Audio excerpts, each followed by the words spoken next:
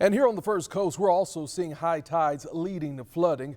People living along Black Creek in Clay County had to deal with high waters following Milton. In some places, people saw up to 6 feet of water over their docks. Others had to drive through flood waters to get out of their homes. And Riley Phillips is joining us live this evening from Middleburg. And she's been talking with people there, and they struggle with this a lot in that area. It's beautiful, but it can be tough. Riley?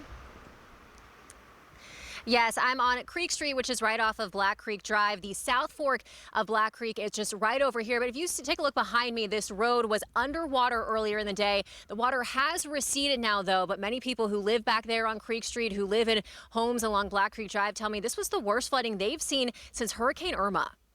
In the 5 years we lived on the creek, this is the highest we've seen it. Normally, these two largest trees, this tree and that cypress back there, are completely out of the water.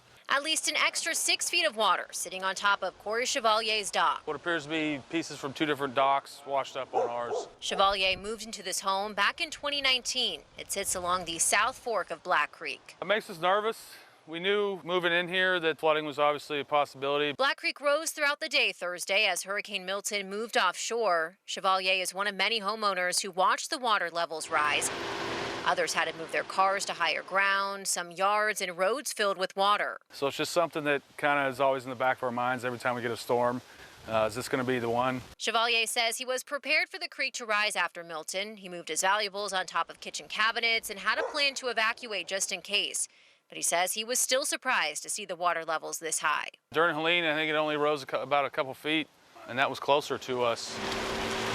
While Chevalier waits for the creek to go back down, he's breathing a sigh of relief and hoping they won't have to worry again until next hurricane season. No, I'm just thankful it didn't flood.